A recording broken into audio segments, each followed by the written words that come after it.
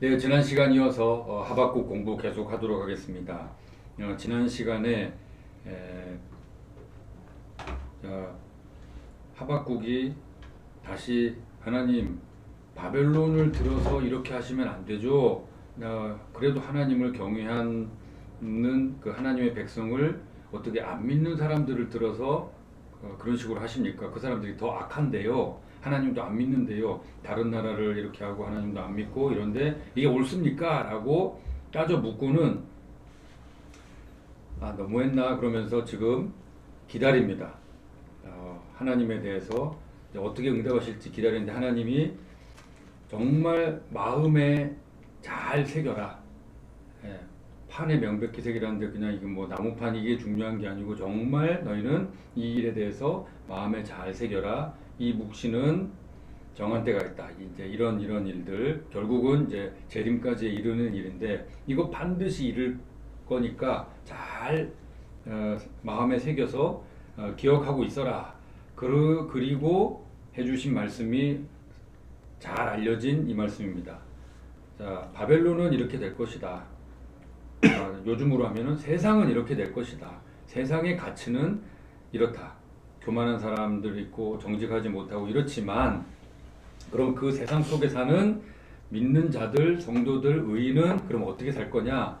믿음으로 산다 하는 이 말씀. 근데 이 말씀이 너무 중요하고 그 의미 있는 그러니까 하나님을 섬기는 사람들이 어떻게 살 것인가에 대해서 너무 중요한 그러니까 세상은 이렇더라도 너희는 이렇게 살아 이렇게 살아야 돼라고 한 선언적인 말씀이기 때문에 이 말씀이 신약 성경에서도 자주 인용이 됐습니다. 복음을 아주 구체적으로 얘기한 로마서 1장 17절 그리고 갈라디아서 3장 10절 히브리서 10장 38절 이렇게 세 번 인용이 되어 있습니다. 그러니까 의인은 믿음으로 말미암아 살리라 이것이 하박국 구약의 하박국에 나오고 신약에 이렇게 세 군데에서 인용을 하고 있습니다.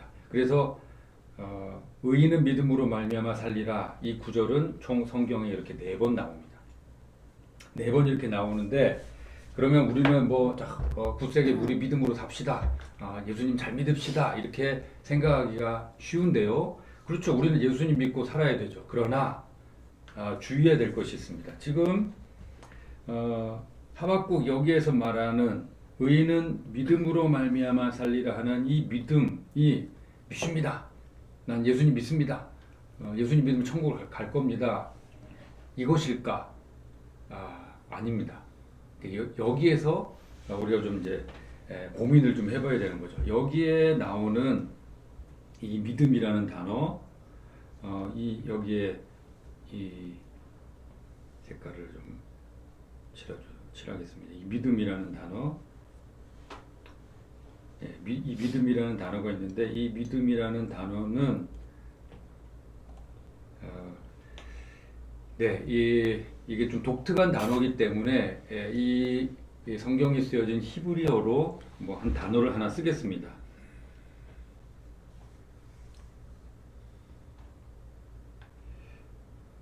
히브리어는 여기서부터 이렇게 씁니다. 이게 뭐냐면 근데 이걸 우리 이제 그냥 읽기 쉬운 걸로 하면은 에무나라고 합니다. 에무나, 에무나입니다. 여기서부터 이제 히브리어는 이제 오른쪽에서 왼쪽으로 읽기 때문에 우리가 반대로 읽기 때문에요. 이 단어가 에무나라는 단어인데 그러면 의인은 그의 에무나로 말미암아 살리라. 의인은 에무나하면서 살 거다. 이렇게 이야기를 했습니다. 근데 그럼 이 에무나라는 단어가 무슨 뜻인가? 원래 이 에무나라는 단어가 여기에 있는 믿음이라는 단어로 번역된 곳은 여기 한 군데밖에 없습니다. 하박국의 외에는 믿음이라는 단어로 번역되지 않았다는 거예요. 여러 번 나옵니다. 구약 성경에 아주 자주 나오는 단어인데 여기에서만 믿음으로 번역됐고요. 다른 곳에서는 다른 단어로 번역됐습니다. 그래서 우리가 이 단어에 대해서 살펴볼 이유가 있는데요. 이 단어가 가장 많이 번역된 그 우리말로 번역된 그 내용이 뭐냐면 제일 쉬운 게 뭐냐면 성실하심, 여호와의 성실하심. 시편에 아주 자주 나오는 단어죠. 뭐 여호와의 성실하심이 뭐 우리를 어떻게 돕고 하나님의 백성을 어떻게 챙기고 하는 하나님은 자, 신실하시다, 충성, 확실, 그리고 견고, 네, 이런 식의 의미를 갖고 있습니다. 진실되다, 그러니까 믿을 만하다, 그러니까 신뢰할 만하다. 이런 단어들로 성경의 다른 곳에서는 번역이 됐습니다. 그러니까 이런 내용은 여기서 지금 의인은 그의 믿음으로 말미암아 살리라, 이게 믿습니다 하는 그 믿음이 아니라 삶의, 어떻게 보면 삶의 태도인 겁니다. 이게 아주 중요한 부분이에요. 그러니까 지금 세상은 이렇게 돌아갑니다. 세상은 자, 막 이렇게, 예. 이게 세상의 질서이고 세상의 권세요. 약육강식, 적자생존. 뭐 내가 힘이 세서 내가 노략질 하겠다는데, 내가 뺏겠다는데, 내 마음대로 하겠다는데, 내가 힘이 세니까 이거를 법칙으로 삼아. 그러면은 그냥 그게 부당해도 그 사람의 유리한 대로 그냥 법칙이 세워지는 겁니다.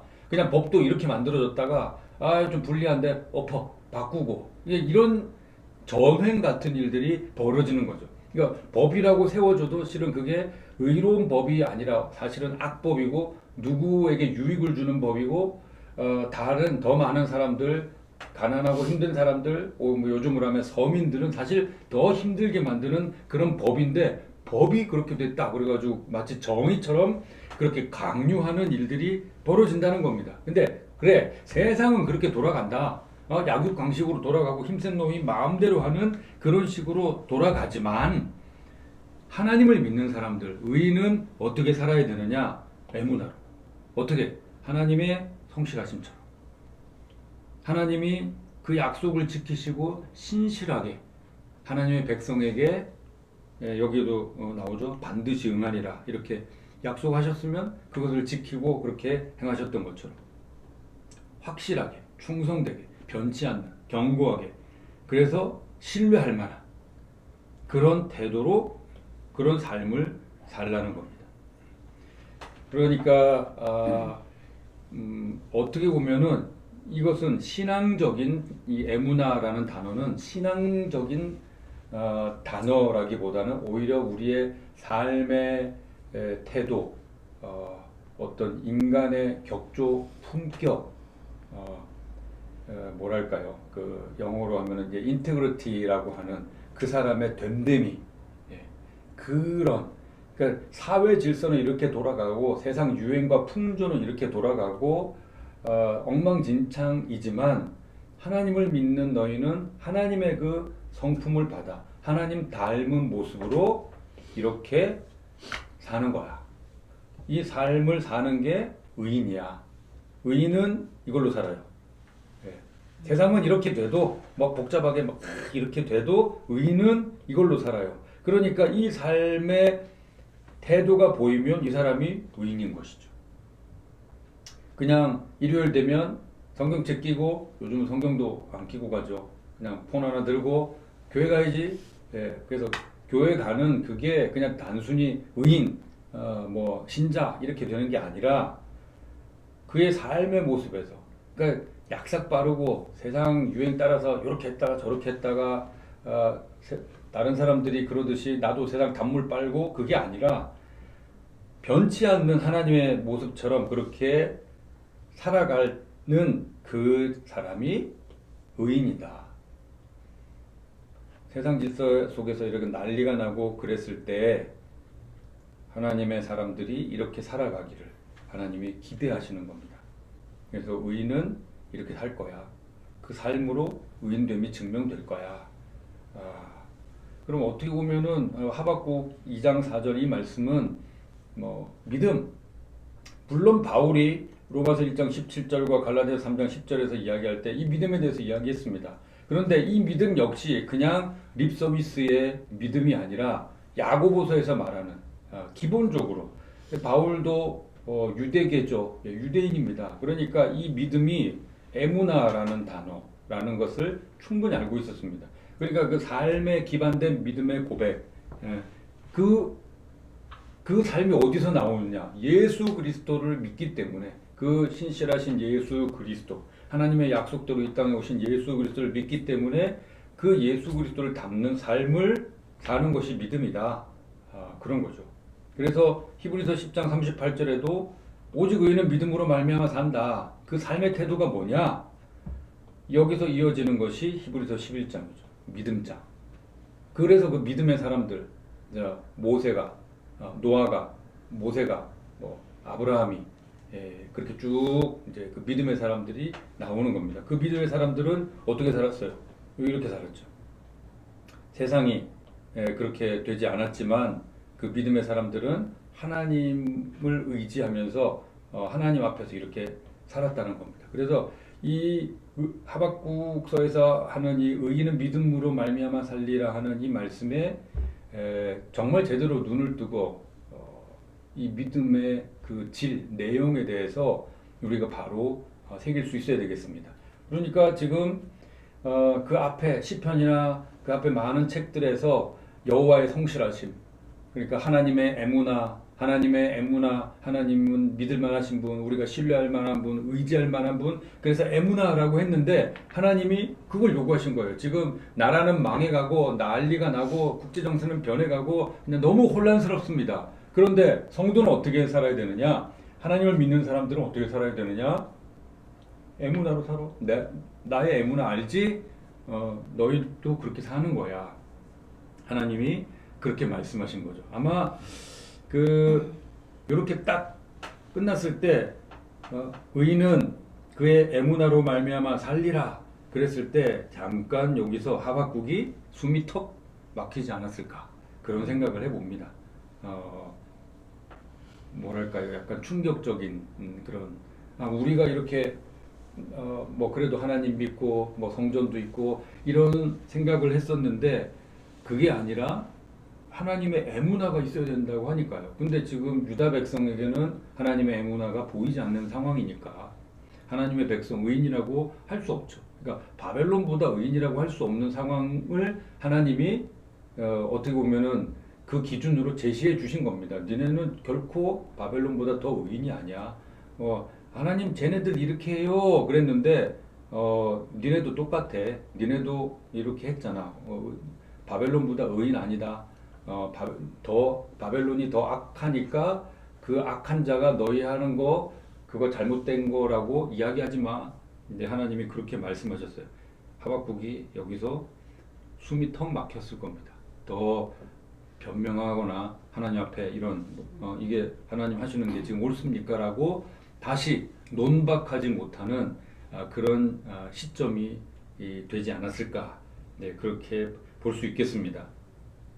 자, 하박국이 숨이 턱 막힌 그 상황을 보고요. 하나님이 이제 앞으로 어떻게 전체 역사 속에서 해 나가실 건가 그것을 이제 보이시는데 여기에 이제 밑에 나오는 그거는 바벨론을 가리킵니다. 바벨론 또는 세상 권력 이렇게 생각하시면 되겠습니다. 지금도 마찬가지죠. 네. 세상 권력, 세상 질서는 어떤가? 예. 예, 여기에 나와 있는 대로라면 자, 술을 즐겨요. 그리고 거짓되고 교만하고 그리고 수올처럼 이 수올은 음부 쉽게 얘기하면 지옥 같은 그런 겁니다. 그냥 그 바닥이 없는 뭐랄까요, 함정 같은 그런 욕심이 나오고 사망 같고 만족을 모릅니다. 족한 줄을 모른다. 그리고 이제 여기 백성을 여러 나라를 모으고 백성을 모은다 그랬는데 이제 탐욕이죠. 끊임없이 만족을 모르니까 이제 이런 일들이 벌어지는 겁니다. 이렇게 참 여기에 있는 일들을 보십시오. 정말 그냥 못된 짓만 그냥 계속 하는 겁니다. 교만하고 욕심이고 계속 이제 이런 일들을 할 때 그 일을 하나님께서 계속 그렇게 하도록 내버려 두시겠는가 하는 거죠. 그러니까 그 무리가 이건 이제 주변 이 바벨론이 돌아가는 것을 본 그 주변의 다른 뭐 민족들로 이제 생각하시면 되겠습니다. 이제 그는 바벨론이고요. 예. 그러면 이제 이런 세상 권력, 이런 바벨론에 대해서 어떻게 하느냐? 이제 마치 이제 속담 같은 거죠. 속담 같은 건데 여기에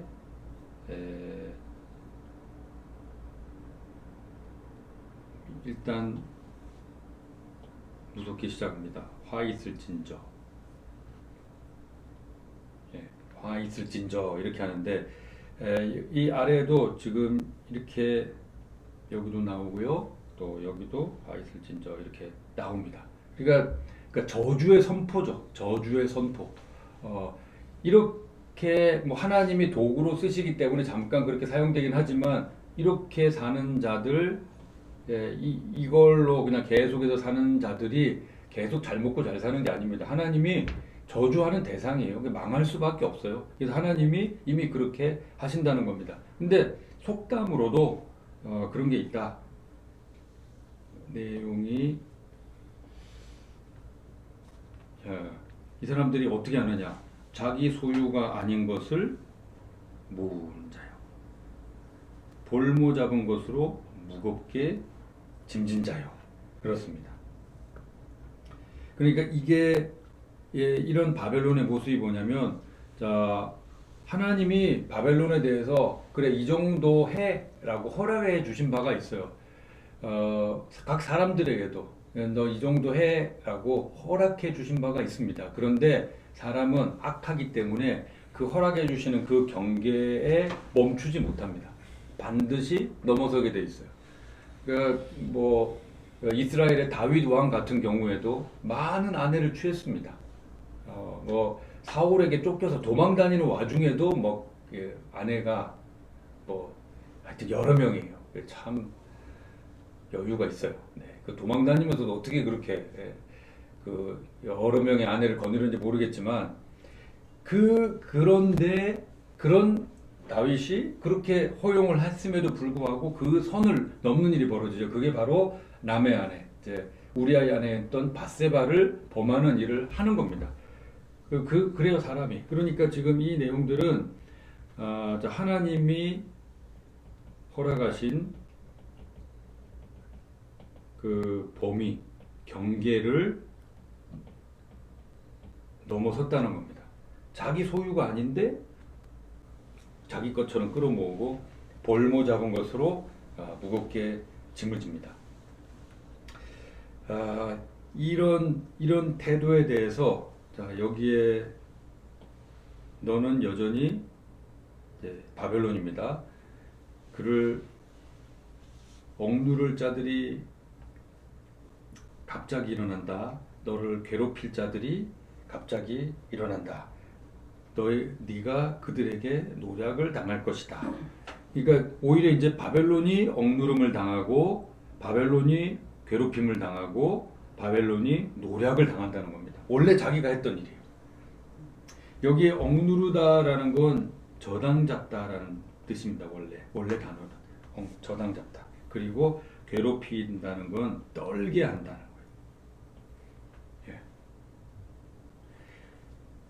이 아래 설명들을 보십시오. 내가 이거는 계속 바벨론입니다. 바벨론으로 이어지는데 바벨론이 어떤 짓을 했냐면 여러 나라를 네가 노략하지 않았느냐. 그 모든 민족의 남은 자가 너를 근데 이제 노략할 것이다.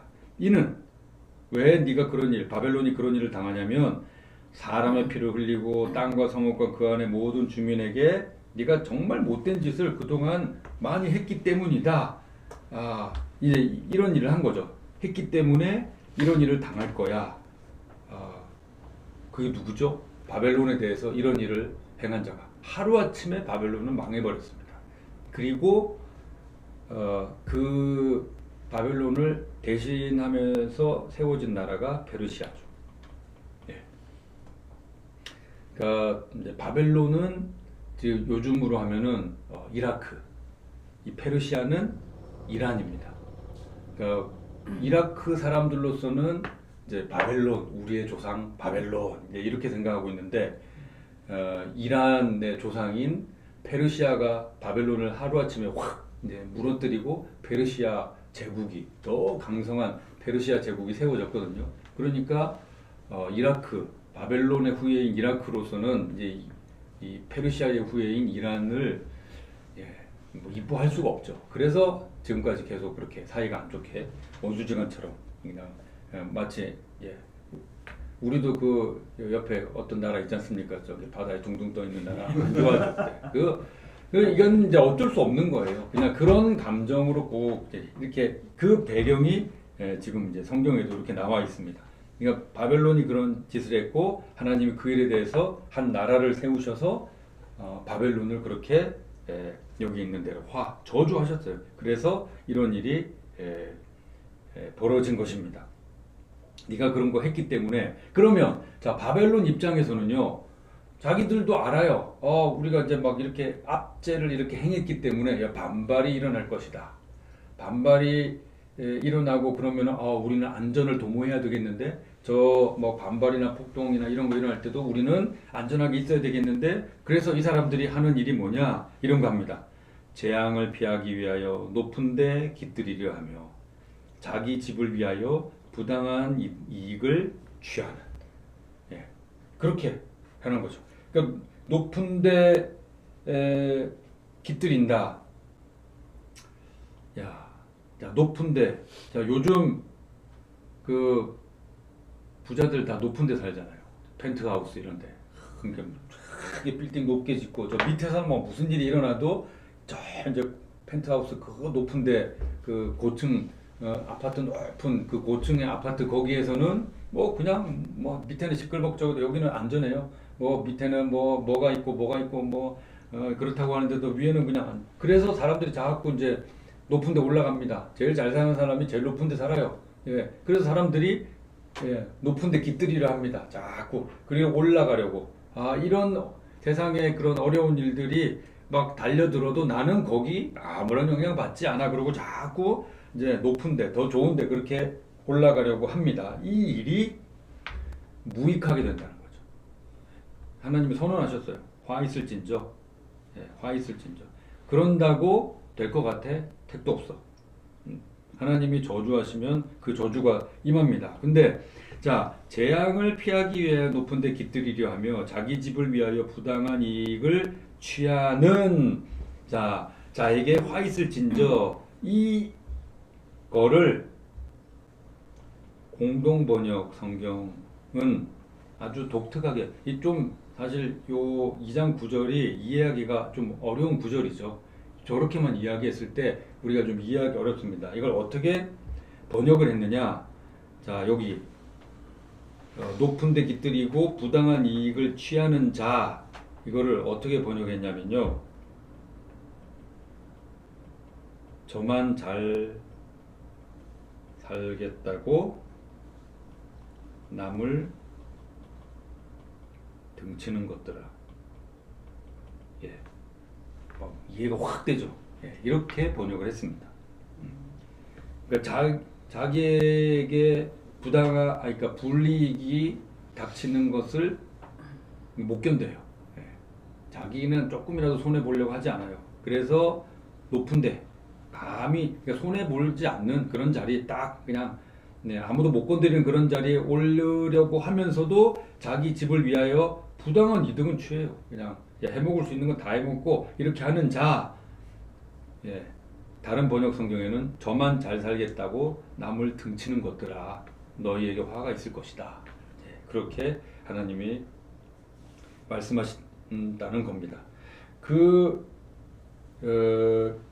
일에 대해서 이제 이후에 이제 2장 10절 이후에서는 마치 하나님이 그리고 민족들이 이제 뭐 하나님의 그 말씀부터 시작되는데 마치 하나님이 바벨론 그러니까 하나님이 원래 세우신 그 질서는 뭐냐? 힘 있는 자가 약한 자를 좀 도와주고 조금 챙겨주고. 그러니까 형님이 동생들 챙기듯이 그렇게 하기를 원하셨던 거예요. 하나님의 질서는. 그런데 자기의 힘으로 오히려 압제하고 못된 짓을 하고 자기는 그런 어려운 일 안 당하려고 높은 데 취하면서도 잘 살겠다고 남을 등치는 이런 일을 하는.